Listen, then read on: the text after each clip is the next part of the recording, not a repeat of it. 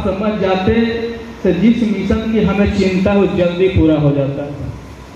लेकिन ओबीसी लोग समझ नहीं पा रहे हैं।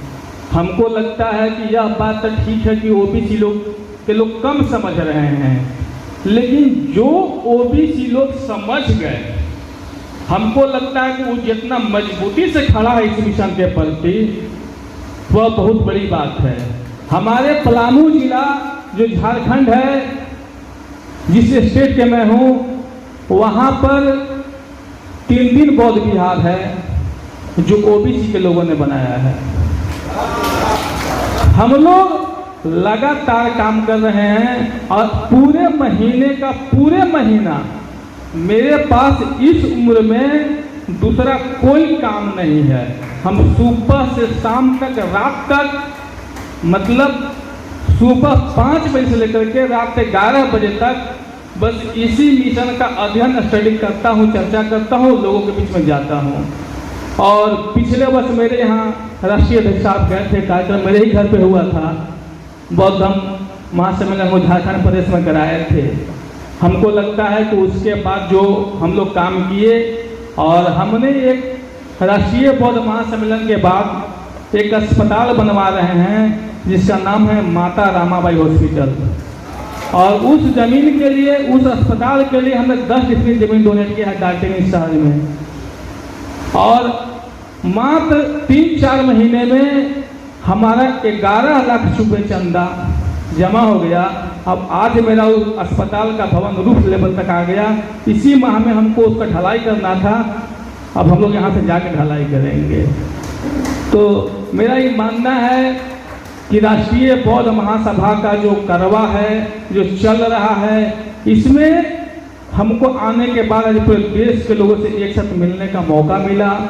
और जो हमको जिम्मेवारी दी गई झारखंड प्रदेश का, निश्चित तौर पर मैं इसका निर्वहन करूंगा, क्योंकि मेरे पास दूसरा कोई काम है ही नहीं।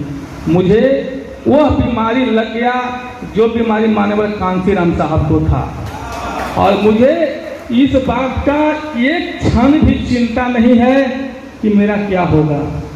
सुबह से शाम तक मैं पढ़ता हूँ और इसी मिशन के बारे में सोचता हूँ। लेकिन मैं ये कहना चाहता हूँ अपने बुद्धिजीवी साथियों से जो यहाँ आए हैं कि अपने नाम के आगे बौद्ध जोड़ना कि हम बौद्ध हो गए, हमको लगता है कि पहले उसका सही शिक्षा होना चाहिए, इसके बाद दीक्षा होना चाहिए। लेकिन बहुत ऐसे साथी हैं जो नाम तो जोड़ लेते हैं कि हम बौद्ध हैं, और जब वो गांव में जाते हैं तो उनका चाल चलन, रहन सहन जो सचमुच में एक सभ्य और निष्ठावान व्यक्ति का होना चाहिए नहीं हो पाता है। जिसे दूसरे लोग मजाक बनाते हैं कि फलाने आदमी के पास तक गए थे, बहुत अच्छा बात बोलता है बाबा साहब का, बहुत अच्छा बात बोलता है मिशन का, लेकिन अभी देखे कि शादी ब्याह में पूरा शराब चल रहा था। क्या बात। तो मेरा कहना है कि आप कम बनो, अच्छा बनो, और जो लोग कम ही लोग रहे लेकिन अच्छे लोग रहे। लगातार काम करने से जो परिस्थितियां हैं बदलेगा। आज़ादी का 75 साल तो हुआ ही है। 75 साल तो मिला क्या था, लेकिन माननीय कांसीराम साहब जैसे लोग पैदा हुए, जो सिद्धांत लाए कि महामानव गौतम बुद्ध ने अपने जीवन में सबसे सौंदर्य चीज अपनी पत्नी और अपने फूल का बेटा को छोड़ करके और दुनिया के दुख और दुख के कारण जानने के लिए घर से निकल पड़े। उसी करवा को आगे बढ़ाते हुए सम्राट अशोक ने अपने बेटा और बेटी को इंडोनेशिया और श्रीलंका भेज दिया।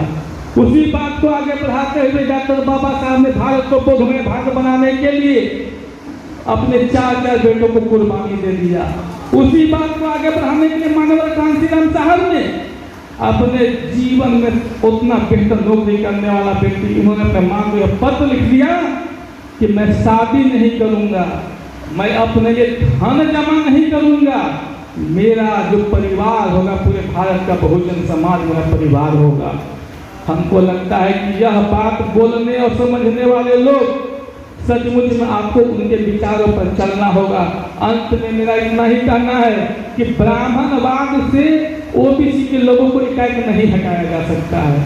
अब जैसे ब्राह्मणवाद का बात करेंगे लोग दूरी भटकते हैं, इसलिए जो साहब बोल रहे थे कि पहले उनके साथ जो समस्या है, उनका गरीबी का जो कारण, उनका लाचारी, उनका बेकारी, उनका बीमारी का जो कारण है, कि कारण दिखाना होगा।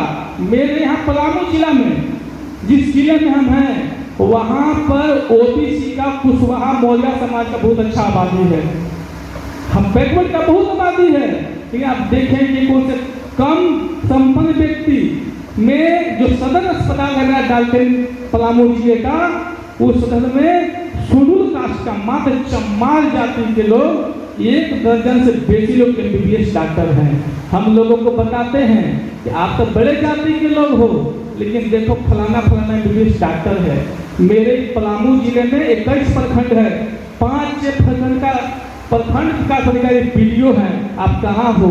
तब हम कहते हैं कि जब जग में जाते हो और जग का जो प्रवचन सुनते हो रामचरितमानस का, वहाँ तो 1 मिनट से 2 मिनट जो लोग बताते हैं, कहते हैं कि आप जो गरीब हैं, लाचार हैं, बेबस हैं, कि आपकी चलते नहीं है, यह भगवान के मर्जी से होता है। और भगवान ने आपको गरीब बनाया है। अगर तुम गरीबी घर पैदा लिया है तो तुम्हारा फर्ज है भेड़ चराना। अगर तुम कोई का जन्म लिया है तो फर्ज है खेती करना। और उन लोग बहुत मधुर आवाज में कहते हैं, क्या कहते हैं कि सीताराम सीताराम सीताराम कहिए, और जाहि विधि रखे राम ताहि विधि रहिए। लोगों को लगता है कि बात तो बिल्कुल सत्य है, भगवान ने हमको गरीब बना दिया, लेकिन संत कबीर ने कहा ना कुछ देखा भाव भजन में, ना कुछ देखा पोथी में। ना कुछ देखा भाव भजन में, ना कुछ देखा पोथी में, कहे कभी सुनो भाई साधु जो कुछ देखा रोटी में। आगे कहते रोटी आती है, रोटी अंत है, रोटी में सब साधु संत है। रोटी ये जिया रे, रोटी ये मुआ रे, रोटी के नामों पर बात न आवे, यह बात सच है और इस बात को मानना होगा। अब तमाम लोगों ने जो यहाँ आए हैं बोलने का मौका दिए और हमको इस लायक समझे, इसके लिए मैं आप राष्ट्रीय बोर्ड महासभा के राष्ट्रीय कमेटी के सभी लोगों का आभार। और आज जो हमारे नवनिर्वाचित जो संयोजक महोदय हैं